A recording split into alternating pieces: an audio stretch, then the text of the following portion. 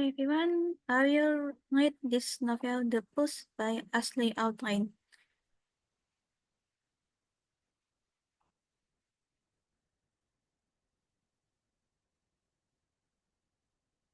The prologue, your house glows at night like everything inside is on fire. The drapes she chose for the window look like line, expensive line. The wave is loose enough that I can read your mood. I can watch the girl flip her ponytail while she finishes homework. I can watch the little boy toss tennis ball at the 12-foot ceiling while your wife played around the living room in leggings, reversing the day's mess, toys back in the basket, pillow back on the couch. Tonight, though, you are left the drapes open, maybe to see the snow falling, maybe so your daughter could look for a reindeer. She's long stopped waving, but she will pretend for you, anything for you. You have all dressed up. The children are in matching plates, sitting on the leather ottoman as your wife takes your picture with her phone. The girl is holding the boy's hand. You are feeding with the record player at the back of the room, and your wife is speaking to you. But you hold up a finger. You are almost got it. The girl jump up and your wife, she zip up the boy and they spin. You lift a drink, squat and sip it once, twice and swing from the record like it's a sleeping boy. That's how you always start to dance. You take him, he tosses his head back, you tip him upside down, your daughter reaches up for their kiss, and your wife holds your drink for you. She sways over to the tree and adjusts a string of light that isn't sitting quite right. And then you all stop and lean toward the another and shout something in unison, some word perfectly timed, and then you all move again. This is a song you know well. Your wife slipped out of the room and her son face followed robotically. I remember that feeling of being the needed one. Matches she come back to light the candle on a decorated mantel, and I wondered if the snorking fire broke the reel. If they smell like the stray farm, I let myself imagine for a moment watching those bugs up go and up in flames while you all sleep tonight. I imagine the warm, buttery yellow glow of your house turning to a hot, chuckling red.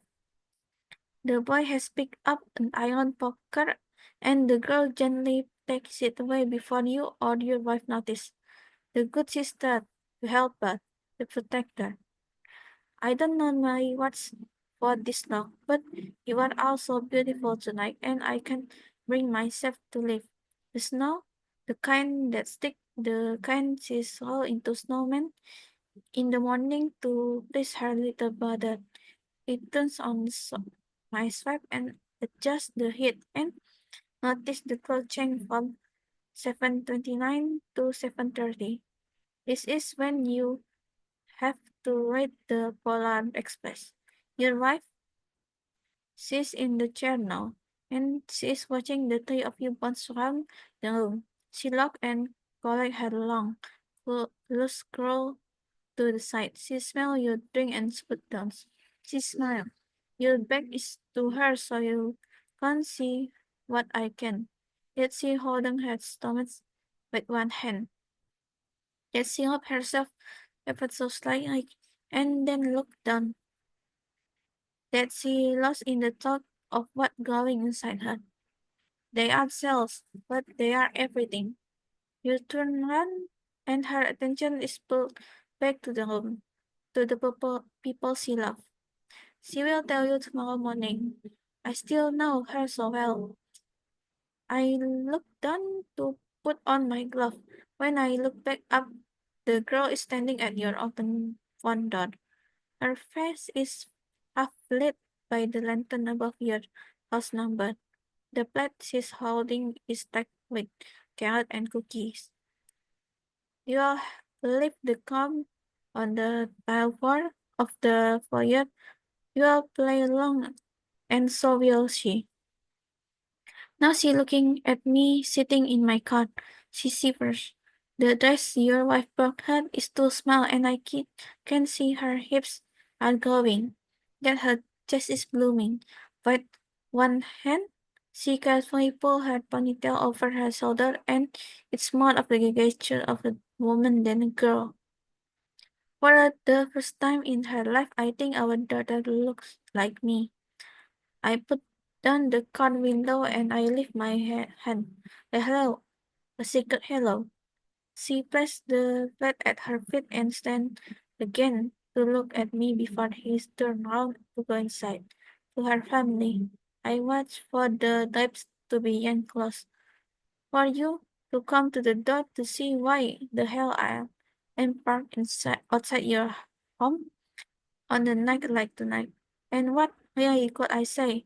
I I was lonely. I was miss her. I deserved to be the mother inside your glowing house. Instead, the pants back into the living room, where you are close with your wife from the chair, where you dance together, clothes filling up to the back of her shirt. Our daughter takes the boy's hand and leads him to the center of the living room. And after hitting her marks on the sticks, she will frame so precisely. He looked like he looked just like Sam. He has his eyes and that wave of dark hair and the end of the end in a curl. The curl I wrap around my finger over and over again. I feel sick. Our daughter is staring out the window looking at me. Her hands on your son's shoulder. She bends down and kisses him on the cheek.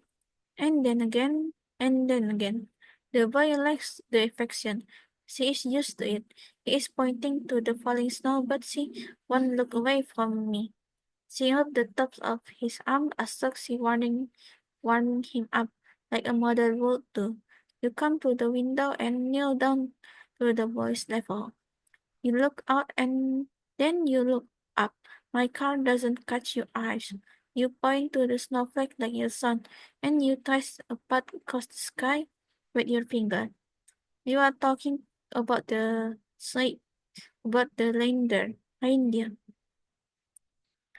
He's searching in the light, the night, trying to see what you see. You are flicking him playfully under the chin. Her eyes are still fixed on me. I find myself sitting back in my seat. I sigh and I finally look away from her. She always wins. When I look back, she's still there watching my car. I think she might reach for the curtain, but she doesn't. My eyes don't leave her this time. I pick up and take stack of paper beside me on the passage seat and feel the weight of my words. I come here to give this to you. This is my side of the story.